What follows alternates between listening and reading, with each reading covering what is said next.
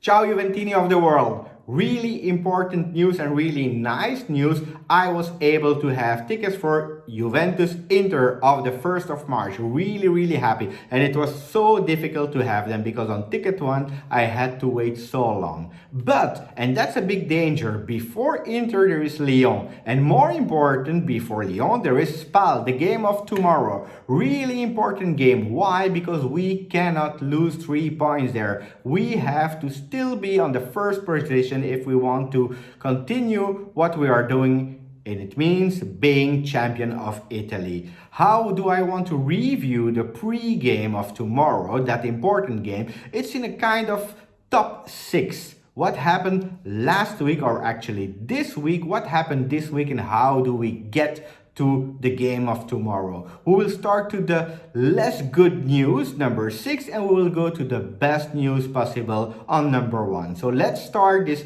recap in a form of ranking. Tactical confusion, what does that mean on number 6? Tactical confusion means that today, in February, end of February, Sarri is maybe changing again the position of Dybala. Not anymore on the right in a 4-3-3, not anymore in a trequartista, but he wants to try him as a falso 9. What does that mean? It's kind of Mertens in Napoli, what Sarri did with a bit of success because it worked really well, but having Dybala acting a bit as Mertens. Is that a good news? Why not? Maybe yes, because Sarri realized that Dybala is a key player for Juventus. He cannot have him on the bench. He knows that he's not performing as well on the right, so he's trying to find a key position for a key player, and that's actually good. What is the bad news in that? It's the fact that Dybala is trying to find his new role for Juventus in February, on the end of February, and this is not okay. And if it was just for a player, why not? You can have some doubts and try to find the best way for that player. No, he's doing the same with Bernardeschi. Today in the conference pre-Spal Juventus, what happened? It happened that today he was saying that Bernardeschi could eventually play in a 4-3-3 again instead of Douglas Costa on the left. So Bernardeschi, we tried him for so long as a trequartista, it was not working, so Sarri said maybe we want to try him as a mezzala, not working. What do we do now? We try to put him back in his initial position, not on the right but on the left.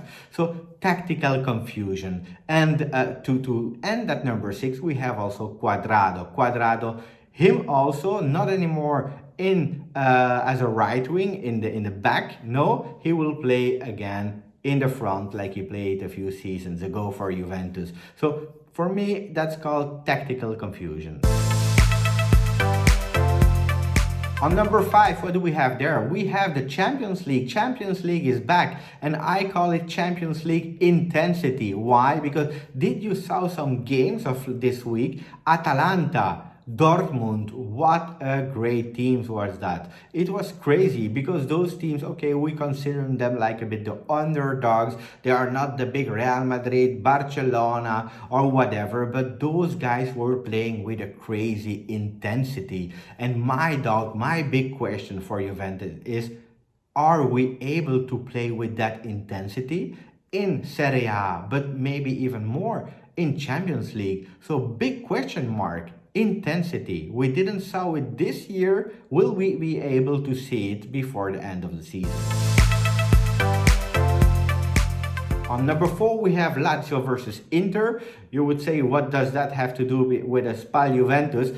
It has a lot to do with that. Why? Because the Inter lost 3 points last week, so we were equal before that day, and now we have 3 points up front of Inter, and that's a good news. Yes, but equally a bad news because Lazio continue to play, continue to win, and they are still there at 1 point from Juventus. Really dangerous, especially because we know that this season we played 2 times versus Lazio and we lost 2 times 3-1. So if they continue to win all their game and we are doing the same and we lose against Lazio, it means that we will finish second at the end of the year. So let's make sure that we are focused on Spal and that we don't lose our 3 points.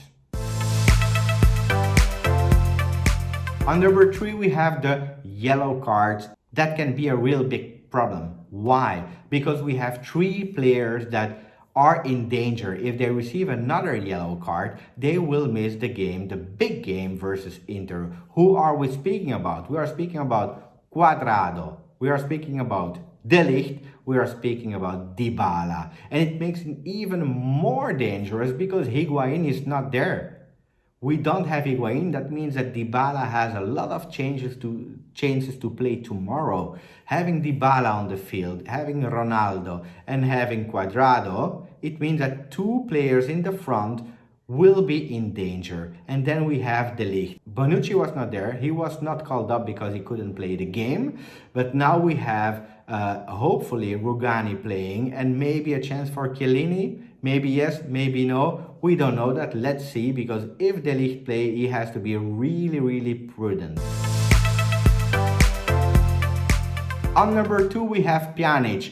And being quick on that one, it's a great news that Pianist doesn't have a big injury. It's a slight injury for Pianist. Nice news. Why? Because that could have taken us in a really bad position. A lot of complaints about Pjanic this season, and I understand the complaints because they are partly true, and I understand that. And we saw on the pitch that Pjanic is maybe not the Pjanic of the beginning of the season, but anyway, good news. Why? Because in that position, the only one who was able to replace him was Bentancur. We know that Bentancur has a big problem with yellow cards. Again, those yellow cards. Bentancur is every game he receives a yellow card. So that means that if Pjanic would have had a big injury, we couldn't even trust on long term on Bentancur. So Pjanic, good news. He's not called up for versus Spal, but good news, he is again in the team.